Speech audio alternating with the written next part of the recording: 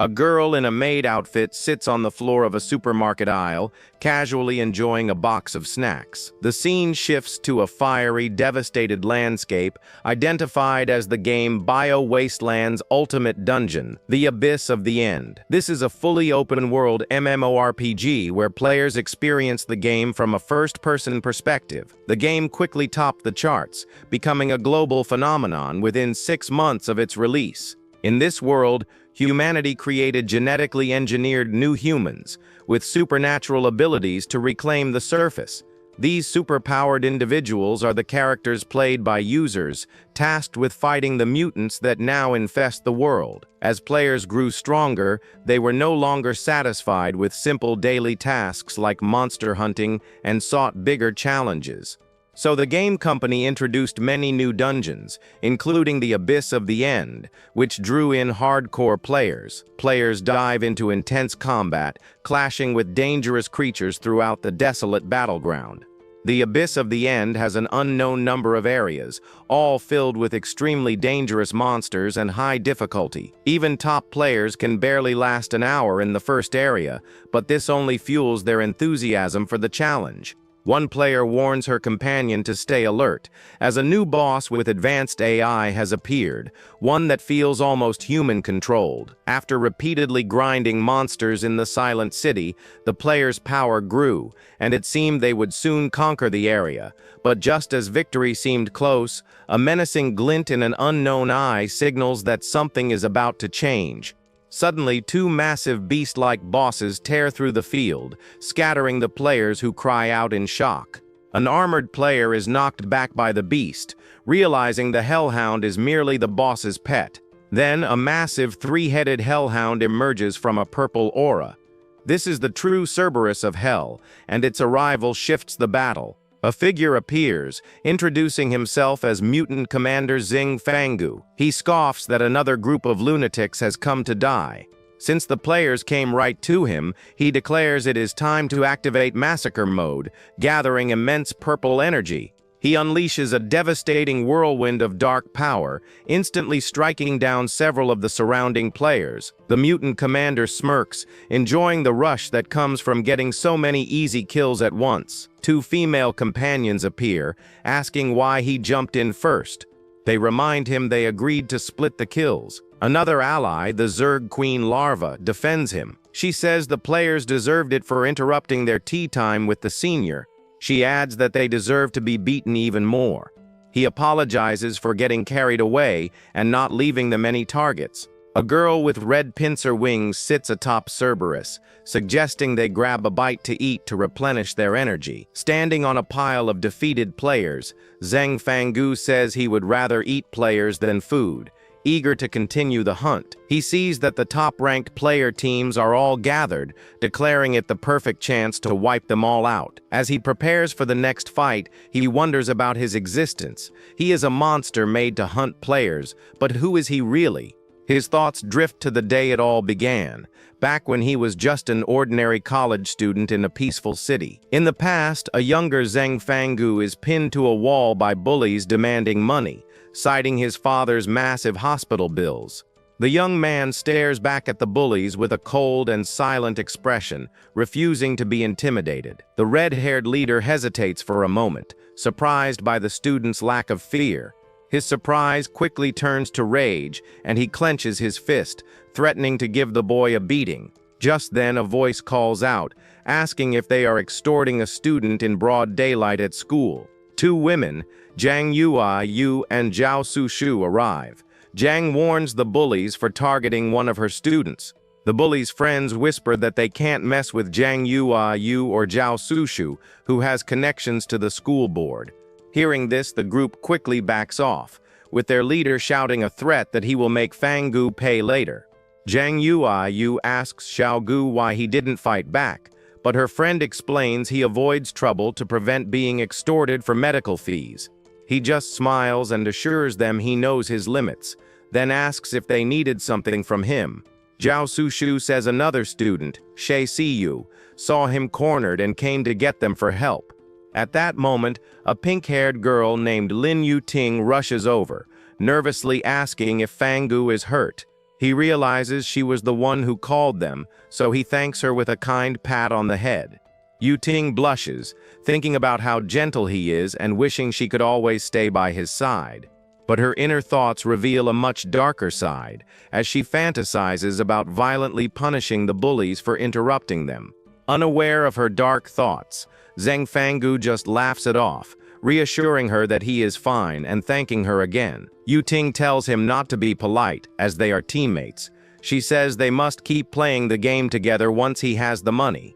Zhao Susu agrees, even offering to cover his dad's treatment costs. She says he can pay her back later with no rush. The young man politely declines, saying he needs to head to his part-time job. He thinks working to earn money isn't so bad. As he runs off, he promises to gather the money for the surgery soon and rejoin them. His friends watch him leave. Zhang Yayu teases her friend for offering him so much money, jokingly asking if she wants him to marry into her family. Zhao Susu explains she was just concerned. She admits that while his account level isn't high, his actual skill is top tier. She is certain that if he stays on their team, they will definitely be able to conquer the abyss of the end one day. His in-game character is known as Rebellion Kid, a top-ranked player on the entire server, shown in golden armor. Zhao Susu believes that his microcontrol and understanding of the game are on par with the famous Rebellion Kid. Zhang Yayu asks if she means the legend who solo cleared the dungeon, but Susu insists her gut says Fanggu is even stronger. Changing the subject, Susu invites everyone for dinner. She suggests they prepare for the abyss while they wait for his return. With their plans set for the evening, the group of girls walks off together, calling for each other to keep up. Later that night, Fanggu looks out his window at the moonlit city, thinking about his upcoming paycheck. He calls his mother, telling her the money will cover half the surgery. He promises to figure out the rest somehow. A brief flashback shows his father's accident. The compensation they received only covered a small part of the expensive surgery. After finishing the phone call, he stands in his room, looking thoughtfully at the screen. He then lies on his bed, reflecting on his life. He has been studying and working part-time, finally saving half of the surgery cost. The young man hopes that paying half of the cost tomorrow will make things a little less stressful for his family. It has been almost 6 months since he last played. He misses fighting raid battles and considers logging back in for a bit. He decides to enter Biochemical Wasteland online, where the system prompts him to log in with his level Bone Warrior character. The student hesitates, wondering if it's right to play after he just turned down Senior Susu's offer for financial help. He then considers logging into his main account for the first time in forever, reaching toward the powerful character's holographic profile. A confirmation screen appears as he decides to log in with his powerful level 99 character, Rebellion Kid. His armored avatar materializes in the game world, standing high above the ruins of a digitally rendered city. As one of the top powers in the game, he hasn't logged in since his dad's accident, so coming back now feels emotional. His character's status screen shows he is level 99, with both his strength and speed stats maxed out at 99. A quick recap shows his main account is a top-tier solo player, while his alt account is only used for casual team-ups. He remembers creating the alt account because he caused too much commotion after solo clearing the abyss of the end dungeon. He then used that alt to join Miss Zhang's squad and imagines they would be furious if they discovered his true identity. Just then, a notification pops up on his screen. He is surprised to have a new message after being away for over 6 months. He reads the message. It's a welcome back bonus for veteran players offering a special challenge for a large sum of gold coins. He is suspicious, wondering if this is a prank or some kind of scam, since cash rewards for challenges are new in the game. But then he thinks about his father's medical bills. If the reward is real, it could be the solution he desperately needs. He decides to take the risk. It's just a game, so there's no real harm, and if he wins, the reward would be life-changing. He figures that if it is a prank, he will not lose anything anyway, so his character's armored hand presses the yes button. As soon as he accepts, A massive surge of blue energy erupts around his character, engulfing him completely. His avatar looks around in shock, completely confused about what is happening as digital code floods his vision. His consciousness is then pulled from his body and dragged into the digital stream, falling through a cascade of binary code. A beam of light crashes into a dark, overgrown landscape, materializing his consciousness in a strange new location. He finds himself in an unfamiliar, unsettling place and wonders why he was brought here. He looks at his hand and is shocked to find he can feel touch, something that should be impossible in the game. The experience feels too realistic. He wonders if it is a new sensory feedback feature or if he was somehow transported into the game. He looks at his reflection and sees his eyes are now glowing with a menacing purple light, just like the game's mutants. Staring at his reflection in a puddle, he screams in horror. He has been turned into a small zombie-like child. A system window appears, welcoming him by his real name. It says he accepted a hidden challenge to save the mutant faction. The system informs him that he is now a wasteland zombie, a low-class rotling larva. He realizes this is the game's villain faction. His new character sheet confirms his identity. He is a level 1 zombie larva with very low strength and speed stats. An info panel explains the New Human Revival Alliance is wiping out most mutants, leaving only the high-level groups in the Abyss safe. The system urges him to fight against the New Human Revival Alliance to earn a chance at survival for the children of the wasteland. He remembers the mutants were just man-eating monsters. He wonders if half a year of updates changed the game's character alignments. The reality of his situation hits him hard. If this world is real and the roles are reversed, fighting powerful players is a death trap. He knows he is just a weakling zombie larva now. He would be instantly defeated if he ever ran into a player. The system says he can level up by completing missions, but he cannot log out until he defeats the Alliance and saves the wasteland. He kicks a rock in frustration, angry that he is trapped. He worries about missing his dad's surgery window, but the system reassures him. When he returns to his world, time will revert to the exact moment before he entered the game. He processes this information. He can grow stronger here without losing any time in his world, like a super-powered training room. He continues to ponder this strange new logic, a spark of understanding forming in his mind as he pieces things together. The young man finally grasps his situation. This is no longer a virtual game, but a fully real wasteland world he was transported to. Just as he accepts this, he gets his beginner mission, to defeat one giant reaver. The sheer difficulty makes him despair. The mission is to defeat a giant reaver, a hulking monster that starts at level 3, a massive jump from his current level. He complains that the level gap is insane, calling it a suicide mission. He is also being asked to hunt his own kind. The system explains that any mutants he defeats will respawn after hours, allowing him to farm them for experience. It adds that defeating mutants increases their favorability toward him. He likes this survival of the fittest mechanic. The system gives him a final ultimatum: complete the extremely dangerous mission, or be permanently deleted from existence. An image of his sick father flashes in his mind. The surgery is right around the corner, and this is when he needs money the most. He clenches his fist with determination. If he can win the reward, his family will no longer have to worry about surgery costs. He remembers being the top player in Biochemical Wasteland and now sees a chance to play again, but from the mutant faction's side. A confident smirk appears on his face. For a veteran like him, this kind of challenge is nothing short of exhilarating. The system wishes him luck. Alone in the ruins, the young zombie realizes he needs to start grinding, but has no idea where to begin. He observes his surroundings. It is nighttime when players are usually active, but there are no signs of any activity nearby. This means he is either in an old, low-level zone or a high-level one that most players have not cleared yet. Given the evidence, he deduces that he must be deep underground in the high-difficulty dungeon, the Abyss of the End. The Abyss of the End is known as the ultimate dungeon in the game, boasting the highest level and difficulty of all. This area was once a network of advanced underground shelters, but it suffered catastrophic damage during the war with the mutants.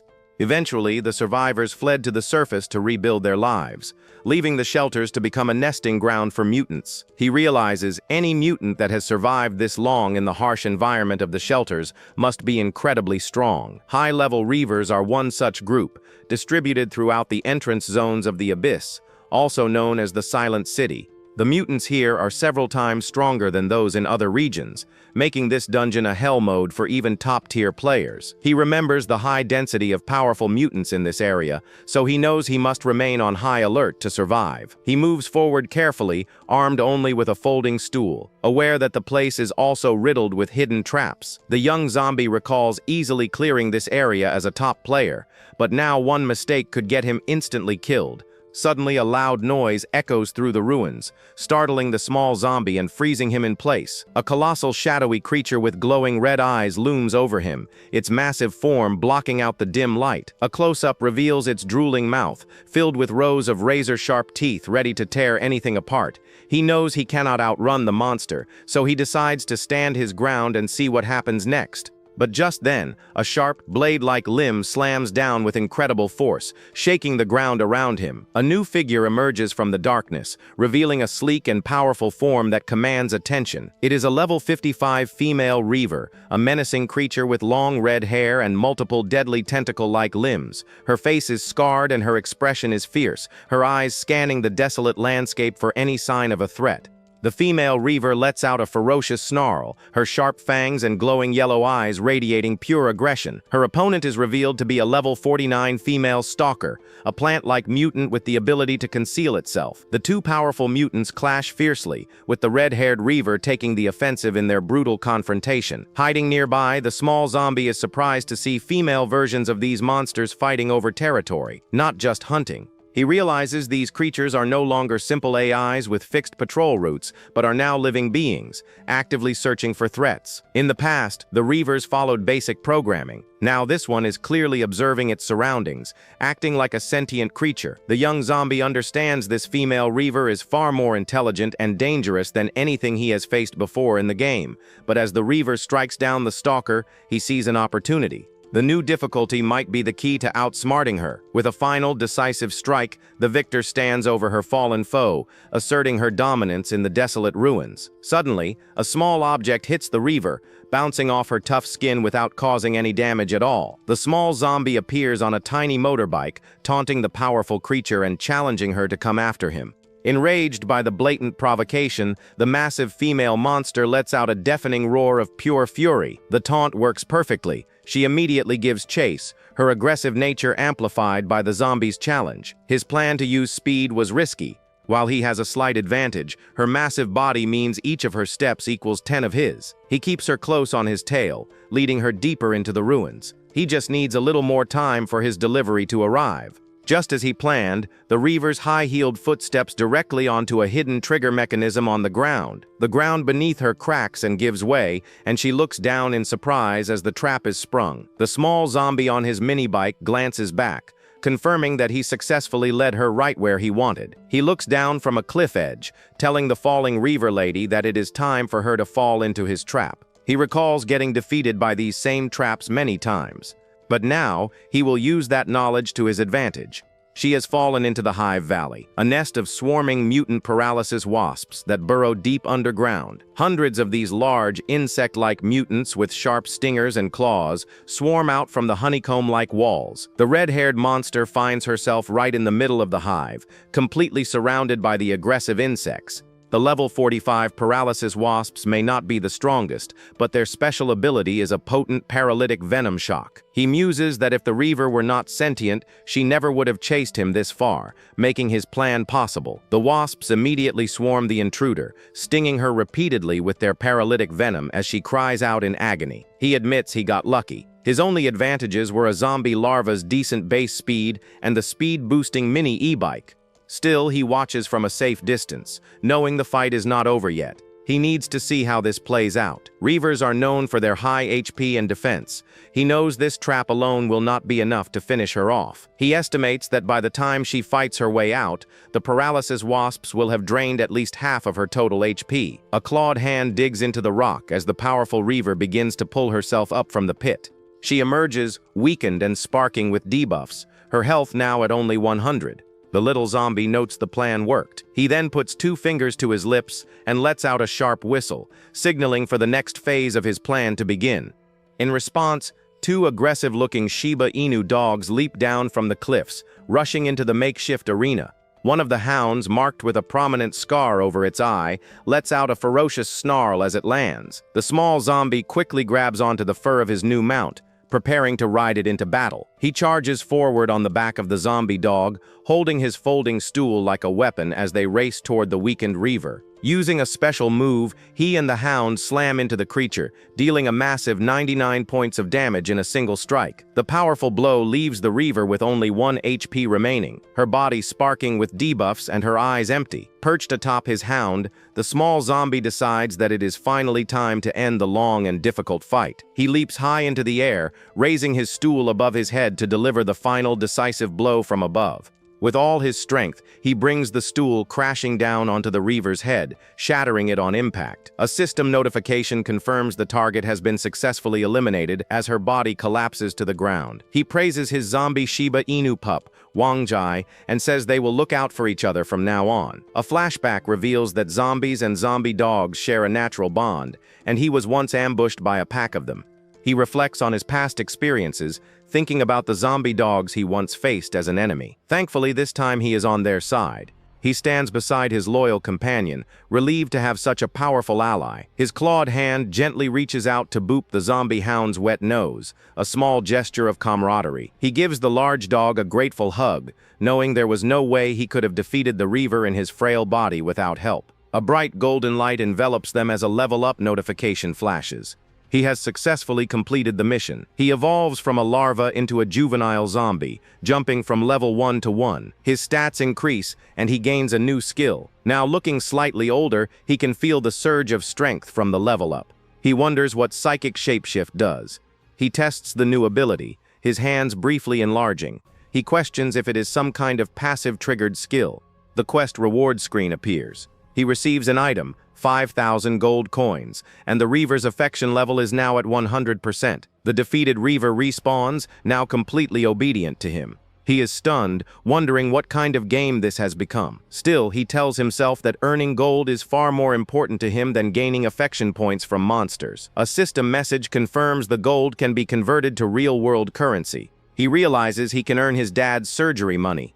Just as he finishes that thought, a new notification reveals his next hidden reward is base construction. Having completed the mission at full health, he unlocks a secret base called Hope Citadel and is teleported there. A swirling vortex of blue digital energy engulfs both him and his loyal hound, pulling them into the teleportation portal. The boy and his zombie hound are helplessly sucked into the vortex of digital energy, crying out in surprise. A bright beam of blue light shoots down from the sky, depositing them with a thud in a new, unknown location. He lands on the ground, dizzy and disoriented from the sudden teleportation, with his dog tumbling beside him. But as he gets his bearings, his expression shifts to one of shock and awe at the sight before him. He and his companion look up at a vast, ruined city, wondering if this could be the legendary Hope Citadel. The game has an incredibly detailed history, and among all its legendary locations, Hope Citadel is the most famous. According to the lore, it was built by human survivors who were close to developing a serum that could cure the Wasteland virus. But a final, catastrophic war wiped them out,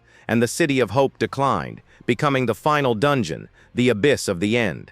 He is amazed that Hope Citadel from the game's lore actually exists. It has been hidden and now serves as his refuge. As he completes more missions and levels up, the facilities and features of the Citadel will gradually be unlocked for him. His next goal is to build up this new base by completing quests and upgrading structures, turning it into a stronghold. A system message then tells him that the final reward for his previous mission is waiting for him just inside.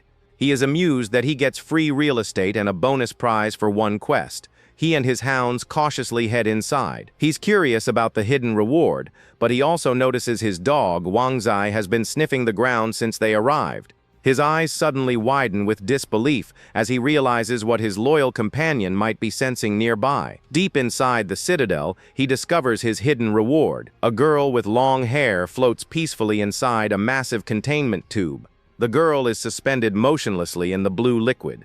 The young zombie comically complains about the system sending him a wife. He looks at his reflection in the glass, then down at the girl, jokingly questioning if the system has any shame left. Meanwhile, in the real world, a girl's silhouette is seen through a shower door in a modern apartment. The girl, Shisiyue, steps out after her shower, wiping sweat from her face with a towel. She opens the door to her bedroom, ready to relax after her workout session. She sits down on the edge of her messy bed, seemingly tired and ready to unwind for the day. Later, she lies on her bed surrounded by empty snack wrappers, having finally settled down to rest. She sits up and gazes at a framed photo of her friends, with her VR headset resting on the desk. With a snack stick still in her mouth, she puts on the VR gear, preparing to log into the game world. Her in-game avatar materializes, a level player with pink hair, wearing a schoolgirl uniform. She walks through the bustling streets of New Eden, the main player city in the game, filled with other avatars. A player dressed in a dark cloak and tactical gear stands waiting for her near a data terminal. The pink-haired girl follows her companion, her expression determined as she walks through the city. She stops in front of a futuristic building called the Buff Buffet, pausing with a thoughtful look. The pink-haired girl stands alone, thinking back to a time when her friend Xiaogu was still around to play with them. She fondly remembers her old team toasting in a tavern, celebrating together right before starting a new dungeon run. Now she stares at a spread of virtual food, imagining her friend would already be digging in if he were here. At that moment, a system notification pops up, offering her a special trial for a new version of the game. The message invites her to become a game experience officer and enjoy a realistic food experience, which piques her interest. Meanwhile, back in the Citadel's control room, Zheng Fanggu reveals that he is the one who sent this special invitation. He thinks about his 4 friends, a group of very different but equally strong and reliable teammates. Among them, he believes the simple and food-loving Xie Siri would be the easiest one to trick into his plan. He leans back in his chair, confident that she is the perfect candidate for the mysterious invitation he just sent out. The young zombie recalls why he is resorting to this deception, a plan that started just 10 minutes earlier. 10 minutes ago, he was still standing before the girl in the tank, asking the system what her purpose was. The system explained the girl is an unconscious shell. He must use a supercomputer to invite a player to control her. He then received a new mission to invite a player to join the mutant army, trapping them until the final objective is complete. He got angry, refusing to doom someone else to the same fate just so he could earn his father's surgery money. But the system clarified their real-world bodies would continue acting normally, while their true consciousness controls the mutant character. Upon completing their final mission, they will both return to the exact moment before they entered. He muses that the system is quite humane. The system then teases him with a suggestive image, hinting that once he and the girl level up, they can create a zombie army together. With a slight nosebleed, he quickly tells the system to stop, warning that the story might not continue if it goes any further. He sits at the computer, trying to figure out the best way to lure his friend. He wonders if just food is enough to convince her. Suddenly, a notification confirms she has accepted the invitation. He is shocked she fell for it so easily, thinking foodies are simple to trick. As her consciousness connects, the girl in the tank begins to stir, her body surrounded by swirling water and glowing energy. The scene cuts to a glimpse of a towering skyscraper, one of the many structures in the vast digital world. Water drips from her bare foot as she carefully steps out of the containment tube, her body now fully activated. Now a level 10 zombie larva, she is amazed by how realistic everything feels, as if she has been transported into the game itself. Zheng Fanggu stands before her, starting to welcome her to the mutant faction, but his words are cut short. Her eyes widen in pure rage as she realizes her new status. She has been turned into a mutant, a zombie larva. She looks down at the small zombie boy in disbelief, her shock quickly transforming into a wave of intense fury. Without a moment's hesitation, she lunges forward, her hand glowing with red energy as she prepares to strike him down. The young zombie easily evades her attack, effortlessly leaping over her outstretched arm with practiced agility. She lands aggressively on the ground while he descends calmly, the two now facing each other in the silent control room. The newly awakened girl is stunned by his incredible speed, her eyes widening in surprise at his swift movements. He lands silently a short distance away, the ground cracking slightly from the force of her missed attack. She ignores his plea to wait and unleashes another powerful slash, her rage making her attack relentlessly. Seeing no other choice, he prepares to defend himself. His nails grow long and sharp, glowing with a faint purple aura. His hand then transforms into a large, monstrous claw, a manifestation of his newly acquired shape-shifting ability. He swings the massive appendage forward, creating a whirlwind of purple energy to intercept her incoming strike. The two powerful attacks collide with a brilliant flash of light as his monstrous claw easily stops her assault. She looks back over her shoulder in disbelief, stunned that the small zombie boy could stop her attack so easily. The force of the impact throws the girl backward with her attack completely by the powerful transformed claw. The system explains that his new ability can reshape his body. He realizes that he can use it both for defense and attack. He takes a step forward, the ground slightly settling under his feet as he reasserts control of the situation. His hand then transforms into a long and sharp blade, proving that his new ability is equally lethal in attack. Standing over her, he tells her to take a good look at herself and see what she has become.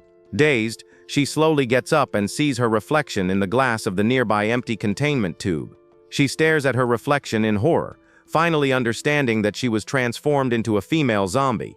He then shamelessly welcomes his stunned friend to the mutant faction, confirming her worst fears about her new form. He explains that this is the Citadel of Hope, now their base, and formally invites her to be the first new member. He patiently explains all the rules, even adding a tragic backstory for the mutants in order to gain her sympathy. He promises free food and shelter if she joins them, a key point that only seems to make her even angrier. A system notification confirms his success, rewarding him with 2,000 gold coins and 3 sets of special outfits. Immediately after, he receives a new mission. He must find a way to make the new zombie wear one of the outfits. The potential outfits are displayed, including a school uniform, a maid costume, and a bunny costume. The system clarifies that the outfits increase combat power. He sighs, knowing he must do this for her own good. He explains that new equipment is essential for fighting strong enemies, offering her a special starter set. She nods eagerly, excited to try on a realistic outfit in the game for the first time. And the young zombie is surprised that she agreed so quickly, remembering the simple nature of his friend. After changing, she admires her new school uniform, noticing how nice it is and how it increases her power. He gives her a confident thumbs up, saying that the future of the mutant faction is now on her shoulders. A system notification confirms that the mission is completed, but he is furious for receiving only 5 gold coins. Now wearing the new outfit, she thinks to herself that this NPC seems too real, almost as if it had its own consciousness. He pulls his hair in pure frustration, unable to believe how little he earned for such a difficult task. Suddenly, her stomach growls loudly, and she instinctively grabs it. Surprised, she wonders how she can feel hunger inside a game, a sensation that should be impossible. Realizing her hunger, he summons some grilled people skewers, asking if she would like to eat something. Her eyes widen in astonishment at the realistic aroma. Surprised that food in the game can smell so delicious, he offers her the skewers as a welcome meal, and she quickly grabs them with a pair of aces. She devours the grilled people eagerly, stuffing her mouth and managing a quick thank you between bites. Watching her eat, he thinks that she should at least leave a little for him, noting her very protective eating habits. While she eats, a sudden glow appears in her red eyes, and a powerful energy surges through her. 2 sharp red tentacles burst from her back, easily tearing her new school uniform. He watches in shock, wondering what happened as new limbs suddenly sprout from her. As the system notification explains that eating the skewers made her evolve from a zombie child to a teenager, which gives her a tentacle attack. Her level rises to 15 and 4 large sharp tentacles sprout, ready for combat. She looks at the writhing tentacles, equally confused by her sudden transformation. He wonders if all zombies can only gain abilities by eating the corresponding foods. The system confirms this, but adds that her special constitution allows for rapid evolution from mission foods, while he gains powers from what he destroys. He regrets not having tried the food, realizing he missed a power-up while she licks her fingers for helping her level up. He receives a beginner surprise box and a new mission to conquer a zombie den. Although still hungry, he cannot pass up a new mission. His companion is even more excited and ready to depart. A day later, he arrives at the edges of a vast ruined city, covered by lush vegetation. They reach the border of the silent city, where the zombie population is weak and forced to live on the outskirts. The forest at the southern edge of the silent city is a nesting site for animal zombies, which makes it extremely dangerous. However, as animal zombies rarely venture into the city ruins, the area is relatively safe, with plenty of food coming from animal remains. He and his companion have already managed to infiltrate the zombie group, blending in with the other undead. The young zombie follows him, quickly realizing that this community is very different from the common monsters in the game. A female leader with 2 brutes shouts to the crowd, ordering everyone to line up properly. He remembers that in the game, zombies were just a disorganized mob with low intelligence that gathered only in search of food. But this group is highly organized, hunting in packs and distributing the food fairly so that all the young zombies can eat. They even capture human women, using them as a food source for the zombie children, which disturbs him. He hears that one of their prisoners is a human researcher, and that the zombies are tormenting her for revenge. Suddenly, the tied-up woman is brought before him, and he is shocked to realize that it is his turn to be fed. He reluctantly drinks from the feeding tube, a strange and uncomfortable experience for the young zombie. A system window then explains that consuming human nutrients increases intelligence, and that is why these zombies are so intelligent. As soon as he processes this, a hand grabs his collar from behind, pulling him back with surprising strength. The leader glares at him, demanding to know what he is doing. He fears that his disguise has been discovered, but she only scolds him for being in the wrong line, saying that he is now a teenage zombie and should know better. He walks away, imagining that the leader is a high-ranking zombie who accepts outsiders to strengthen her group. Meanwhile, his companion waits impatiently in her own line, licking her lips as she eagerly awaits her turn to eat. Suddenly, a loud sound already takes over, echoing through the den as a zombie shouts that his lord has returned. 2 enormous zombies pull huge chains, struggling to open a massive gate for the approaching figure. A level 50 woman with blonde hair and demonic wings arrives riding a colossal beast, revealing herself as the powerful lady of the den. The system warns that it can only see the attributes of in-game monsters and players. However, these zombies are native to the world and therefore unique. Looking closer at the creatures, he notices something strange on their chests. They all have numbers that look like some kind of serial code. The artificial intelligence says the observation was successful and begins to tell their origins. It all began with the genetic experiments at City of Hope. Within the city, humans created a laboratory to study the creatures. Thus, a strange monster was kept inside a glass tank. The initial goal of this laboratory was to find a way to control mutations. They wanted infected beings to be able to return to normal. By doing so, they could save the mutated humans, and also remove the threat they posed to the other survivors. But the research didn't go as planned. After injecting the drugs, their mutation accelerated and made them much more violent. Researchers thought male hormones were the problem, so they shifted their focus to women. We see one of the guinea pigs with the code A03 tied up by chains, and with several tubes in its body. Furthermore, they performed very invasive procedures while the test subjects were still awake. The experiments went so far as to fuse the test subjects with other types of monsters to create bizarre beings. Although the research did not advance, they created a type of super serum by accident. People who received this serum became super strong and also resistant to zombie poison. The elite soldiers who received the serum were called New Humans by the Federation of Hope. With that, the Federation of Hope created its elite troop to fight against the monsters that plagued the world. The first group of New Humans then began hunting more creatures to produce even more of the serum. So the plan changed from saving the mutants to simply hunting them all down and creating a new world. However, the humans did not realize that the first zombie guinea pig to receive the serum was also changing. This guinea pig was the girl S500, who evolved and now remembered everything they did to her in the past. Terror and rage caused the girl's genes to explode and forced her body to evolve. After his rampage, S500 led other zombies out of the lab, and they all evolved as well. S500 became giant with a very scary smile.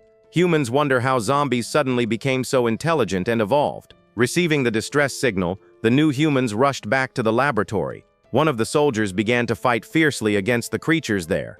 For an elite soldier, defeating regular zombies was a breeze. She easily eliminated the threats using her green energy weapon. But against a level S500 zombie, the story was different. The girl now faced a much stronger and more resilient creature. The red monster then lunges at the soldier without hesitation. Its claws look like blades, ready to cut through anything in its path. This creature had a kind of natural armor all over its body. This made it extremely resistant to attacks from elite soldiers. The girl ends up being caught by surprise, and her body is pierced by the spikes. The new humans were still no match for these highly evolved zombies. With a cruel smile, Ceph's 500 orders that no one be spared. Humans and new humans alike would all be hunted down and eliminated by her. The result was a massacre, with the elite troops being wiped out. Desperate, they ordered an evacuation based on the latest research data. As a last resort, the humans activated the city's self-destruct. They wanted to take all creatures with them to their graves. As everything explodes, we see the survivors running away. The escape was desperate, but they managed to get out before total destruction. Since that day, Ceph's 500 has completely disappeared from the map. Today's zombies are the ones that survived and spread throughout the world. The protagonist now understands the truth behind the official story. He reflects that humans are the most dangerous creatures in the world. But he finds good news in the midst of all this. The zombies of this world can evolve, and this gives him unlimited potential. Suddenly, a female voice notices that the boy is a zombie she has never seen before around there. Before him appears a giant zombie with horns and wings, who looks at him and asks why he has such a strange smile. The creature then grabs him by the chin and threatens him because it thinks he is a spy for the humans. With a blade at the end of her tail, she prepares to attack the little zombie without mercy. At the last second, however, the attack is blocked, and the zombie turns around in surprise to see who it was. The one who saved the boy was another zombie, and the giant creature seems to recognize the girl from somewhere. The demon woman is impressed by the girl's courage, and notices that she has evolved a rare ability. The demon woman praises the white-haired girl named Lai Ying for the good job she did in protecting others. With a smile, the girl explains that thanks to the monster meat, the youngest are growing strong and wise. Hearing this, the demon leader decides it is time to begin a new round of special survival training. The protagonist, who was nearby, becomes curious and wonders what this special training they mention is. Then another zombie explains that they need to form teams of 3 to survive in the Thorn Forest for a month. The boy soon remembers that in the game the Thorn Forest was a super dangerous place with very strong creatures. Lai Ying is worried and tells the leader that last time, less than 10% of the young people managed to return alive. The leader gets angry and asks if Lai Ying is trying to give her orders, but the white-haired girl quickly apologizes. The boss explains that their extermination is a matter of time, and that's why everyone needs to get stronger to fight. She then remembers that being captured by the new humans is a fate far worse than any other imaginable. Elsewhere, we see a blindfolded eye glowing with a strong blue energy, and this was the view of one of the trapped zombie. The vision was shared with a white-haired boy who feels pain and realizes that Dr. Kin's eyes have been sealed.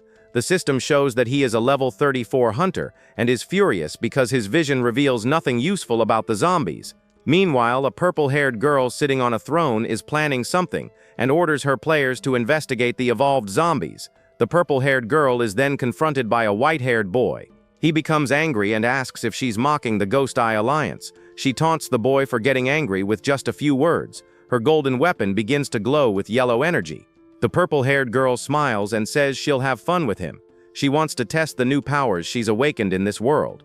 Suddenly, a mechanical fist hits the ground and interrupts the fight. A powerful voice asks if the two haven't played enough. A giant man appears, and the system identifies him as Iron Man. He tells them they need to unite to avoid being eliminated. Another player in gold armor and level 99 agrees. He says Iron Man is right about their situation. We see the entire group gathered, and the golden-armored leader declares their objective. They intend to completely conquer this new and exciting world. The golden-armored leader reinforces that their ultimate goal is to conquer this world, and nothing will stand in their way. Meanwhile, the blindfolded prisoner suffers greatly, and her blue energy shines brightly beneath the bandages. Seeing this, the white-haired boy is surprised to realize that the woman is a player, and not a local. The player is chained, and in a very complicated situation, and also appears to be pregnant. which is strange for a game. The protagonist is confused because he doesn't remember pregnancy being a function of the game, and also wonders why she doesn't log out. With a smile on his face, he sees an opportunity, and if his hunch is right, he can use that person to his advantage. Soon after, the young zombies are taken to another area by guards, and the survival training will finally begin. The leader congratulates the young people on reaching the standard, and will now explain the rules. She warns that everyone had better listen carefully if they want to come back alive. The training will take place in the Thorn Forest, and will last a full month. Those who survive will be able to return, and the tip is to hide rather than attack. She also says it's best to hunt in small teams, as large groups become easy targets. Plus, monsters are stronger deep in the forest. With a very serious look, the demon woman gives one last and important warning. She forbids any of them to go to the center of the forest under any circumstances. Hidden, the protagonist realizes that she didn't teach him how to survive. She just gave him the rules. He thinks this is just a way to send everyone to their deaths. Suddenly, another zombie appears and confirms the white-haired boy's suspicions. He says that of the last group of dozens of zombies, only one came back alive. The protagonist then becomes very suspicious and wonders who that kid is. He's never seen him around here before and doesn't understand why he's talking like that. The kid introduces himself as Lee Ba and says he's been into martial arts since before he became a zombie. The boy says he knows they are from outside and proposes an alliance, but our zombie immediately refuses the invitation. He thinks that one more on the team would just be one more mouth to feed and could slow down the whole group. Then the boy in the yellow suit says he understands the concern and reveals that he has a secret. Suddenly he reveals that he has also awakened an ability and shows his hands that seem to be made of stone. With the new member, the team of 3 is finally formed and ready to begin training. The protagonist reflects that with him on the team, their attack and defense would be much more balanced. The protagonist accepts the alliance, but imposes a condition, and all the group's actions must follow his orders. Already in the forest, the boy in yellow doesn't stop talking, and our zombie gets irritated with his new chatty companion. Surprisingly, the system congratulates you for making a friend and gives you 250 gold coins. Far away, another group of 3 zombies walks through the forest, and a big guy leads 2 girls who follow him. One of the girls is scared, but the brute boasts that with him around there is nothing to fear. Suddenly, a giant frog monster appears and attacks the trio, and its huge tongues grab them all at once. Meanwhile, our team is safe, and the reason is simple because the monsters are on the edge of the forest and not in the center. Many inexperienced zombies believe they can survive on the edge of the forest, but they are easily captured and devoured by the local creatures. Thus, they quickly become food for the mutant monsters. Their fate is a swift and violent end in the beast's fangs. The first area of the forest is a hunting zone full of ambushes. We see a map showing 5 different areas with varying levels of danger. The second area is the beast's den, and they don't hesitate to attack invaders. A giant electric serpent protects its territory with great ferocity. Despite the danger, the girl on the team ends up stealing one of the snake's eggs. Her teammates desperately yell for her to return the egg as quickly as possible. They arrive at the third area, which is the safest of all. This is because the weaker monsters are afraid to go there because of the stronger ones. In the center of the forest lives the legendary King of Thorns. This giant, terrifying creature is the reason the forest got its name. At the top of a tree, the boy eats a fruit and he reflects that not even in his main account had he ever seen the King of Thorns. In the third area, they find a safe place to sleep. There are only small monsters hiding from the larger, more dangerous ones. The next day, the group begins their real training. Liba uses his stone ability to defeat a mutant rat with a single blow. Next, it's the black-haired girl's turn to fight. She uses her red tentacles to attack a huge mutant fish in the water. Finally, our zombie faces a ferocious mutant pig. With his powers, he creates a purple blade and shield to defeat the creature. After the hunts, the system rewards them with 1,000 coins. In addition to food, the boy's skill evolves and gains a thorn attribute. Now warmed up, the trio decides to hunt something bigger and more challenging. They then encounter a giant, bizarre bear-like creature. With perfect teamwork, the trio attacks the giant creature. They strike the monster from all sides at once, giving it no chance to react. After a long battle, the beast is finally defeated. The protagonist and his friends look at the monster's body, which now lies on the ground. The system rewards them with 600 gold coins and food. The boy's skill evolves, and now he can also make his weapons giant. Later that night, the group sits around a campfire. They then eat the meat of the monster they hunted, and the boy in yellow is amazed. The kid jokes that the zombie's cooking ability is stolen technology. The protagonist thinks his talking friend draws his own conclusions. With battle experience and food, the girl also evolves. Her tentacles grow larger and develop mouths with sharp teeth at the ends.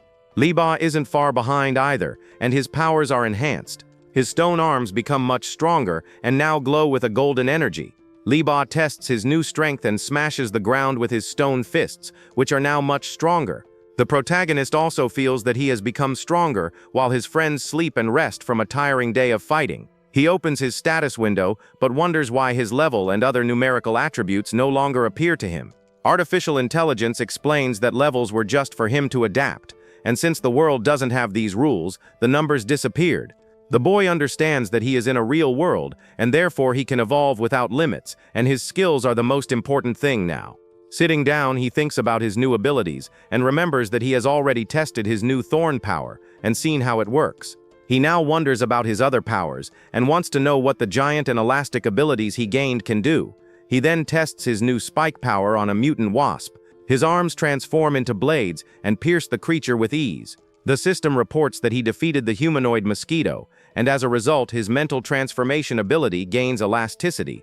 The boy reflects that the creature used a human form to attract prey, and so the elasticity ability could be very useful. Soon the system gives him a new, much more difficult mission, and he needs to hunt a mutant tiger alone to test his new powers.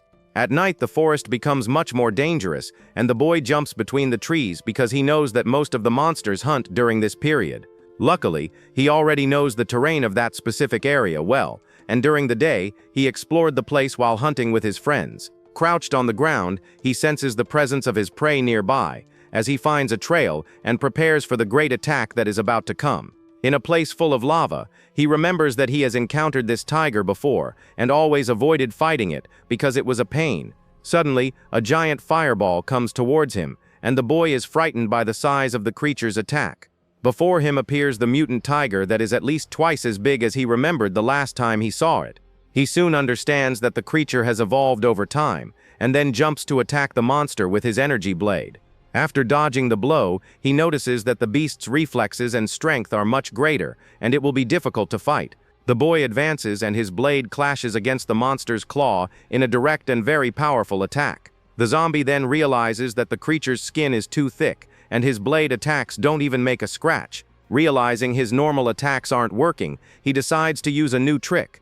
His arms are covered in sharp purple spikes. Using his gigantification ability, his spiked weapon becomes enormous. He then leaps to attack the tiger with all his strength from above. With a cry of effort, the white-haired boy focuses all his energy. He puts all his power into that single devastating blow. The tiger roars back in defiance, but has no time to react to the attack. The creature seems surprised by the power of the small zombie facing it. The giant blade slams violently into the creature's head. The impact is so strong that it creates purple shockwaves around it. A massive explosion occurs at the site of the attack, raising a lot of dust. The force of the blow was enough to create a large crater in the ground. Landing on the ground, the protagonist observes the results of his powerful attack. He appears tired but satisfied with his incredible new ability. The attack works, but the monster only gets angrier, and the protagonist realizes that the blow worked but angered the beast. However, the wound on the creature's paw begins to regenerate, and the wound closes right before your eyes in seconds. The tiger's paw quickly heals completely, and appears even stronger as its claws are now much sharper. Suddenly the tiger roars with full force, and his entire body bursts into flames, and he becomes even more powerful than before. The boy is shocked to see that his attack has awakened the beast's firepower, and he wonders if he has made a grave mistake. With an evil smile, the monster now faces the little zombie, and the creature feels superior and ready for the counterattack. The boy prepares to defend himself, but remembers something important, and he realizes he forgot to use one of his new powers. With a confident smile, the boy remembers that he still has one last card up his sleeve to use. Using its elasticity ability, your energy weapon contracts and coils like a spring. The weapon is fired like a drill and hits the tiger's chest, which is unable to react. The attack pierces the creature, and the purple energy released destroys the monster completely from within.